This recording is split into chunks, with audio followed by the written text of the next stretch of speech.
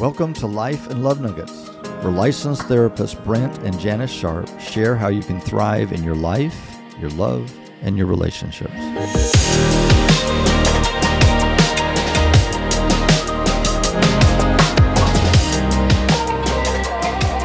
Hello, friends. Welcome back to Life and Love Nuggets. We usually say with Brent and Janis Sharp, but today we got a little different thing we're doing here. I have a very special treat today. One of my most favorite people on the planet happens to be my oldest son, Preston. And, you know, it's really awesome. We've told you we have 4 children and 2 boys and 2 girls. And it's really amazing to really enjoy all of your adult kids. And be so proud of all of them. It's been such a cool thing to experience friendship with your grown kids. I kind of pinch ourselves how wonderful this experience is. Okay, I could go on and on and on about that. But Preston has been on a very fascinating journey of moving to Nashville 10 years ago. Can you believe that? Wow. Yep. It's pretty crazy. Yeah, sure. And Preston is a pastor. He's actually an ordained priest. And in the, what we say, Anglican tradition? Yeah. Is that kind of the appropriate way to say it? That's right. Yeah. And so, and it's been just kind of planted a church there, been doing life there. And one of my other sons is actually over in Nashville with his wife as well. And so we get to Nashville quite a bit. We got to know that city a little bit. But we just thought it would be appropriate. He's here in Tulsa for a little weekend. And we thought it'd be appropriate to just talk about some of the things that we're seeing, just with people that go through kind of new adventures, new opportunities. We thought we'd talk a little bit about what it's like to be in the church world in today's culture. Yeah. Maybe talk a little bit about pandemic. Well, who knows where we're going to go here. Yeah. And so, but we thought we'd jump in. So I thought maybe talk a little bit about what was it like to go to a place it's not like you knew a bunch of people in Nashville. Right. It's not like, okay, I'm going to go over there and these people are having me come over and start this thing. But you felt led to go to that part of the world and knew that we knew since you were 5, I think, that this is what you were going to do with your life. But it was a new thing, but a big thing to take your wife and new little baby to Nashville. So maybe talk about that, kind of the ups and downs and ins and outs of that, maybe just what that's been like. Yes. Well, thank you so much. And I am really glad to be here. I am sorry that you don't get Janis Sharp today because she is the best. She is the best. We all say she is the best. So I'm kind of the pinch hitter today, but I'm thankful to be here. And I have to say that I am a longtime listener, first-time caller. So I have listened regularly. I love what you guys are doing. I'm so thankful that You've had to listen to us for all of your life. You pay me well, but no. Yeah, right. No, I really have enjoyed these podcasts so much, and just thankful that so many more people get to hear what you guys are doing. Because of course we've heard you in seminars and in church and talking to us throughout the years. And so I love in the concept of this podcast of being able to have for posterity for years and years and years for this to go on. And then for so many people to get to hear you, and you've done such a phenomenal job. And so I'm thankful for this. And then also I have to say that I get asked all the time what it's like to be raised by Brent and Janis Sharp, like the superheroes of relationships. And it really is wonderful. I mean, it just such a blessing. And I'm thankful that you guys are exactly who you are in both public and behind the scenes. And that's just something we don't see in leaders very often. And so such a joy to be here today and to share a little bit. So now that you've read the script, gotten all of that detail out there, now you can go on. So about 10 years ago, my wife, Ashley, and our, at that time, 2-month-old daughter, Lucy, moved from Tulsa, Oklahoma to Nashville, Tennessee to plant a church. We were so excited and are so thankful for this opportunity that we've had and getting to live in Nashville. It was a season of real change in our lives. Of course, had a new baby. I was serving as an associate pastor here in Tulsa alongside you. and had so much support from the church here in blessing us and sending us. We had a real environment of grace that supported us and undergirded us as we were sent. And part of it was just a general sense from us and from our leaders that it was time for us to step out on a new adventure, to be lead pastor somewhere and to start something new. And you're right that I've known that I was supposed to be a pastor since I was 5 years old, and known clearly. And actually, one of the reasons why I think we've been able to weather some of the challenges that we faced in this new adventure. It hasn't been incredibly smooth and perfect and all just gone easy the whole time? I think that's a different podcast where I shared that side of it, right? Okay. This one I can say that's a little bumpy at times. But yeah, being able to weather some of those things was knowing clearly that that's what I was called to do. Yeah. And really knowing that sense of purpose. Yeah. Yeah, exactly. So we moved out. Why people always ask why Nashville. I was raised in Tulsa, Oklahoma. My wife was raised in Tulsa, Oklahoma. We didn't necessarily have a place that we were like, yeah, that's the place we've got to go to. But we had some good friends in Nashville. In fact, when I got ready to move, I had a friend call me and say, hey, you need to come to Nashville. He lived there, a real close friend of mine, and plant a church here. And at that time, the only thing I knew about Nashville is there were a lot of churches in Nashville. And I just came from Tulsa, Oklahoma, and there's a lot of churches here too. Right. And so I said, Nashville doesn't need another church. But there's a neighborhood in Nashville, or a series of neighborhoods in East Nashville that I was told was just growing rapidly. And a lot of people had questions about faith and disillusioned with faith. And for some reason or another, those have been the folks I've always been drawn to. Yeah. And so we felt like we're going to plant, and we're going to plant in East Nashville. And anytime you step out and do something new, there's always, especially if you really believe, and I do believe to this day, that we're being obedient to the voice of God, there's always this sense of kind of empowerment that goes with you and excitement that goes with you. It's kind of like when you guys talk about in marriage, how a couple, when they first start dating, like all their, there's just so much chemistry. I'm going to totally miss. They're smitten. Exactly. And so, there's a power. There's like an intoxication that happens right in that. Yes. And that life's going to be amazing. And you're right. So that could be in a new adventure, whether it's planting a church or starting a new business or whatever. We all have that initial phase where it's really exciting. Yeah. And so we felt all of those feelings, super empowered and excited about all of this. And then also getting to live in a new city. We had lived a little far out from Tulsa at the time when we were here in a suburb, and we moved to Nashville. We got an apartment right in the center of the city, and we could walk to all the things that we wanted to walk to, and really became urban church planners. Some of the listeners may know that about 10 years ago or so, there was a big movement to plant more churches. And it's still happening in some sense, but about 10 years ago, it was at its peak of us going, let's just plant as many churches as we possibly can, and especially in big cities. And so that was part of our impulse in doing that. We also went through a very intense church planning training where they did a psychological evaluation. I had to give all these presentations. They really analyzed us and picked us apart so much, and then came out with a strong seal of approval at the end of that. And so we moved to Nashville, and really was such an exciting time. And then also really started to connect with some people that we had really hoped to connect with, and began to see life and people who hadn't been involved in church for a long time connecting in church in a lot of ways.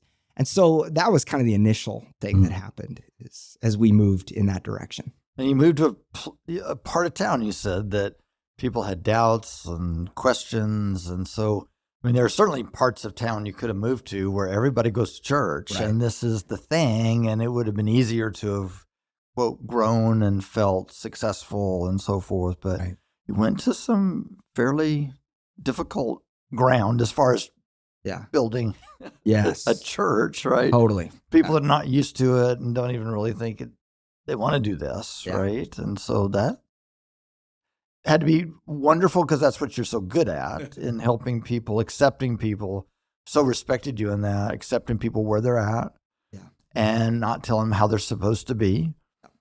even dealing with people that have doubt, which we always say is part of faith. That's right. It's not fact, it's faith. That's right. And so doubt, getting comfortable with that, letting people ask questions. Yeah. Really, really important stuff. Yeah. Not necessarily how do you build the biggest church as fast as we can, right? And talk about that a little bit. So yeah, we went in, and I even remember, it feels silly now, but I remember going in and going, well, we don't want to plant a mega church. That's not our dream. So when we get to a few hundred people, then we're going to want to split and have another church.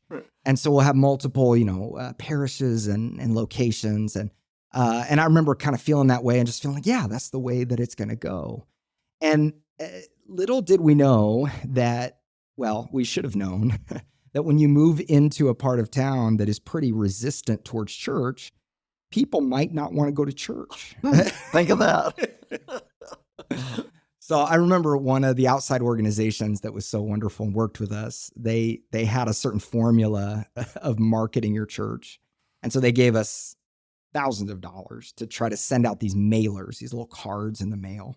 And they had a certain way they needed to be designed, and they wanted them sent out. And I remember feeling some tension about it, because this kind of mailers and the way they wanted to do it didn't quite feel like us. It felt a little bit markety, and that kind of thing. And yet I was like, well, I guess this is the way we're supposed to do it.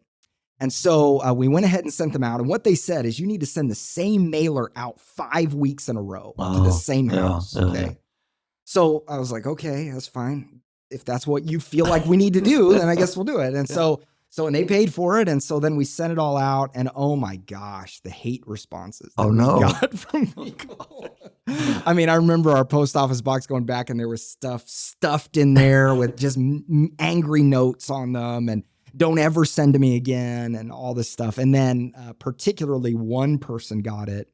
And our church was always interesting, because our church has always leaned into the historic tradition and the sacraments of the church, so communion and baptism and the Apostles' Creed, saying the history of the church and all that stuff. And our name was Sacrament. And yet I always felt this tension between those things, and then the things that kind of seemed shiny that you're supposed to do as a church planter, right? So one person got our mailer, and our church's name was Sacrament. And they got on a blog, and they wrote all about how our name didn't match at all with what our mailer looked like. And we look like we're just trying to be everybody else and every other thing, and just trying to sell something to them. And yet your name means something different. And even though that person was very mean, very harsh, and shouldn't have written that, she was naming some of the tension that I was feeling myself. Yeah. And some of that was, what does it mean to really be successful?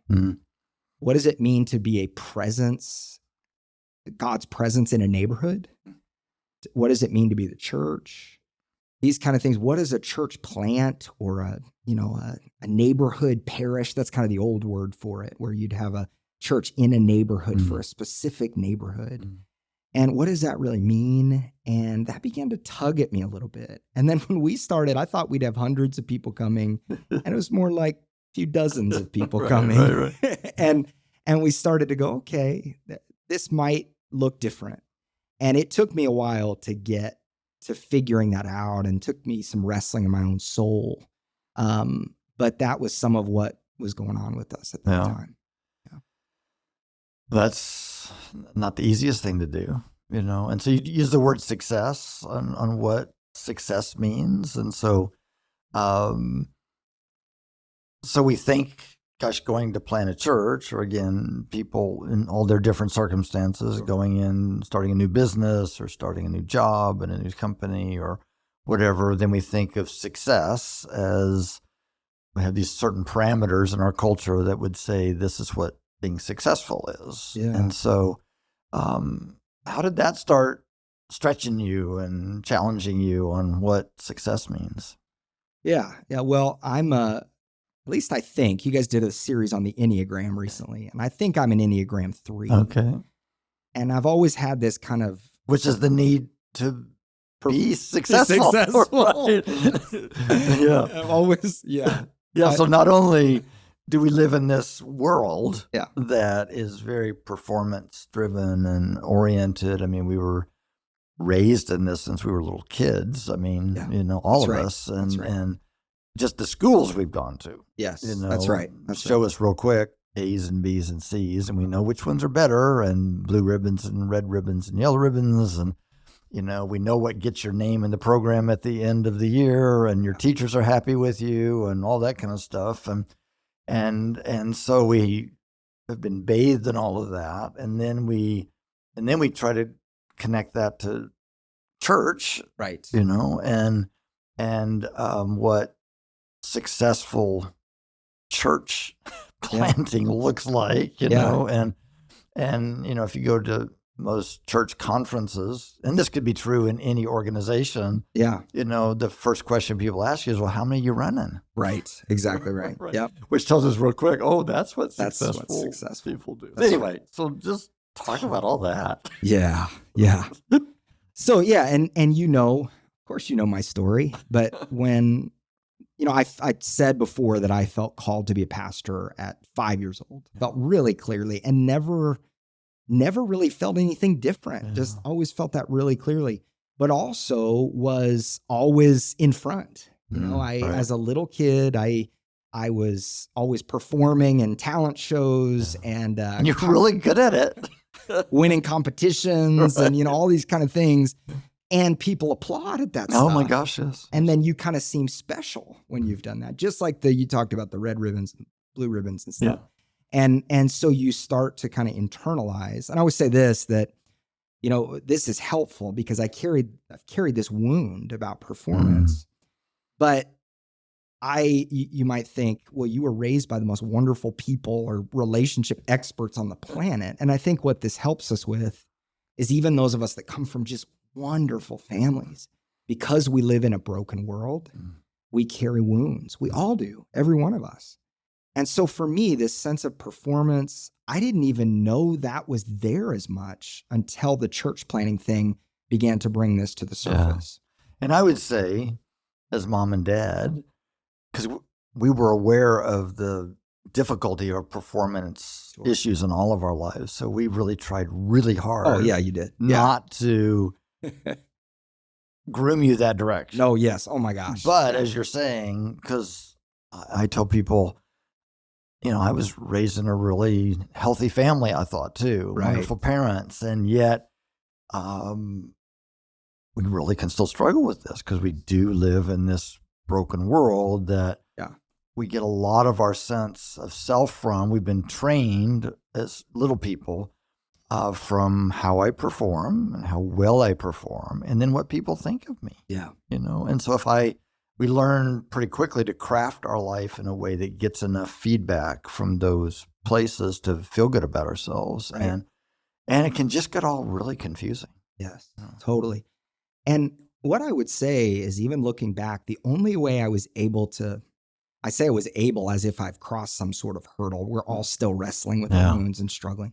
The only way I ever was able to perceive any perspective on this is going back to the unconditional love that I experienced with you guys.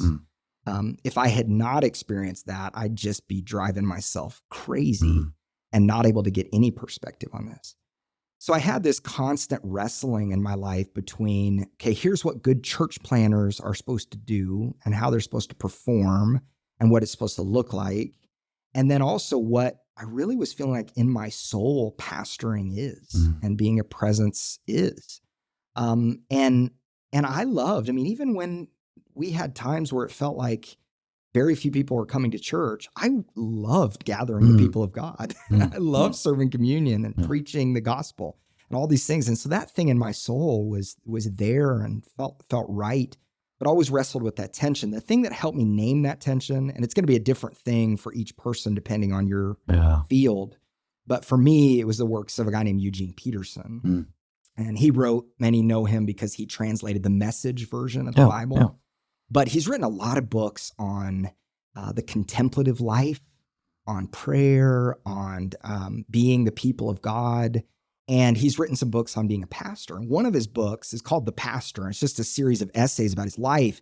And he basically talks about, here's what we've been taught being a pastor is. Mm-hmm. And it's this entrepreneurial CEO, like, running this big organization, trying to get it really big, all about numbers.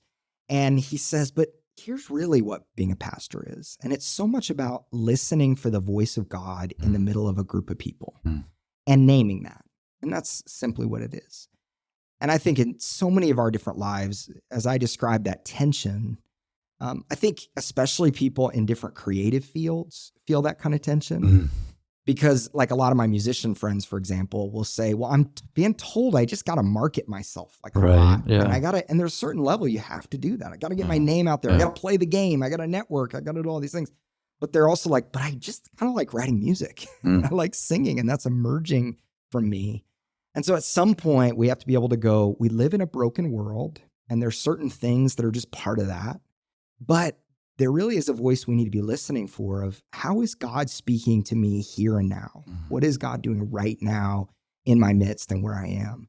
And gosh, at the moments when I've been able to reframe that in my life and go, okay, this is not success. This actually might be more like it. In fact, I don't really use the word success very much anymore. That's just most helpful to me. But this is most loving. This is most present. When I'm able to say that and lean into that, gosh, I just really am able to enjoy what I'm doing and what I've always loved to do, and that's pastoring people. Yeah, and so we find when we're kind of following after that, which we'd call kind of kingdom of man principle, which is your values based on how well you perform and what other people think of you according to these metrics of our culture, that even those that seem like it keeps things do go by the formula and it grows. Oftentimes we find that people with successful businesses or making a lot of money or churches blow up or whatever still find themselves a bit frustrated and disenchanted. That's right.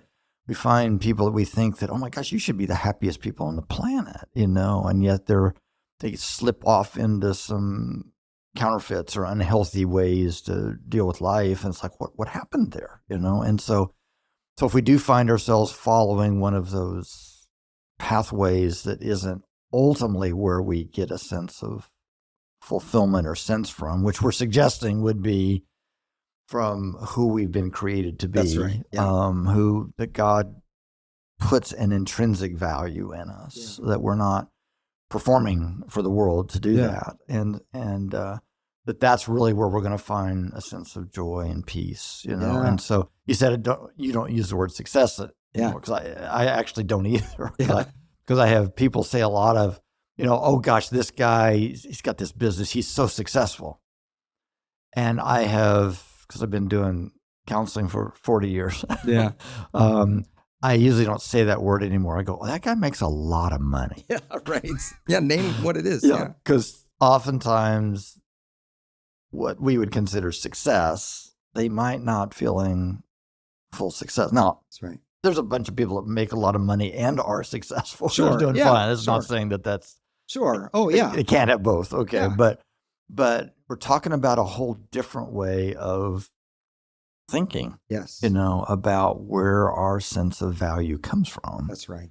And so you've bumped into that. Yes. Sounds like. Well, and it helps us hold worldly success loosely, and we can still be thankful for it when it comes. So if someone gets a bonus at work, it's not us saying, oh, I can't celebrate that because that's the way of the world. Kingdom of man. Yeah, no, we can go, Lord, thank you for that. That's a blessing. Yeah, we know where it comes from. It's a blessing. I think I'm a big NBA fan, and Kevin Durant at the end of one of the championships Golden State won. He was a member of Golden State Warriors. Yeah. And the one that he was with them, at the end of the finals, he was asked, how do you feel? You finally got over the hump. You finally did this. Yeah. And he said, it wasn't what I thought it would be. Interesting. He said it felt different. I mean, I'm happy about it, but I couldn't. He said, I've chased it my whole life, but it's just I'm not quite fulfilled with it. Wow.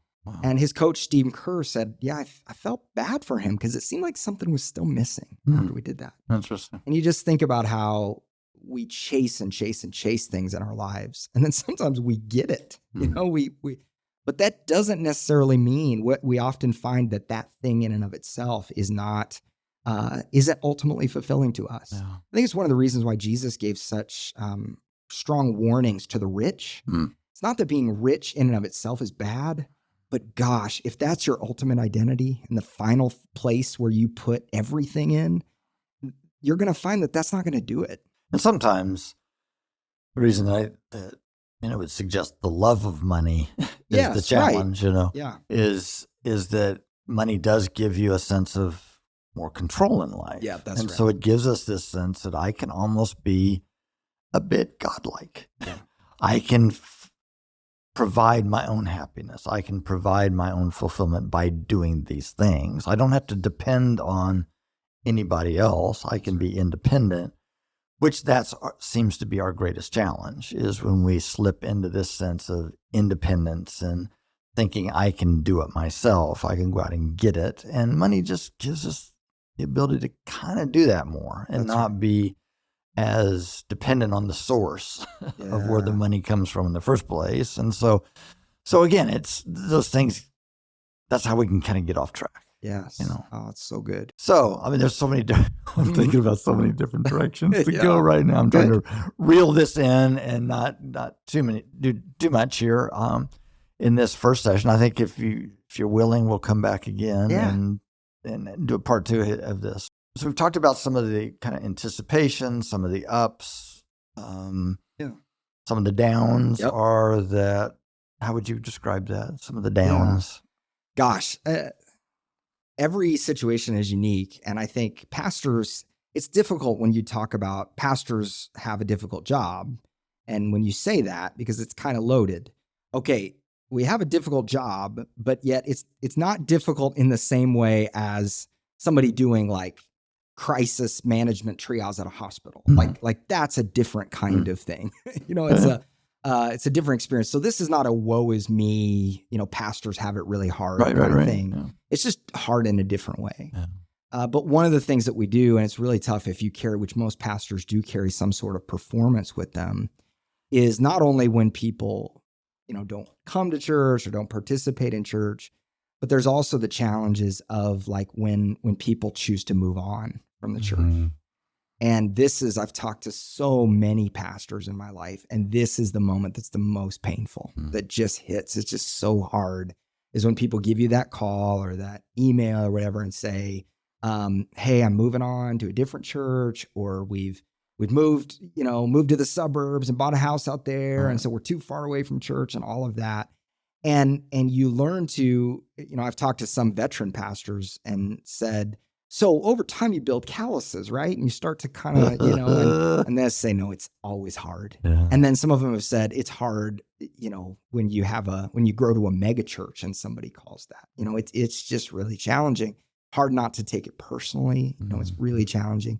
And then we've had some challenges, and we'll talk about this more in the future, I think, in relation to the pandemic, because that changed everything. Oh my gosh. Yeah. But we've had some even just waves within our church where it seems like all at once with a small church, everybody leaves at the same time. And then a whole new group comes in and you go, okay, how is this working?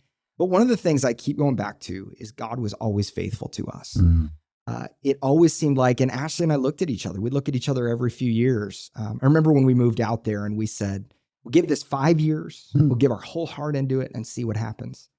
And then after 5 years, it's like, gosh, some people are still coming to the church and it's here and we love it. It's not exactly what we thought it would be, but it's better in a different way because you start to really do life with people and see church in kind of a different perspective. And so God has always been faithful to us. There's always been enough for us to take the next step and then the next step. And that's one thing I'd go back to. I'll close with this. I was reading Genesis today, Genesis chapter 12.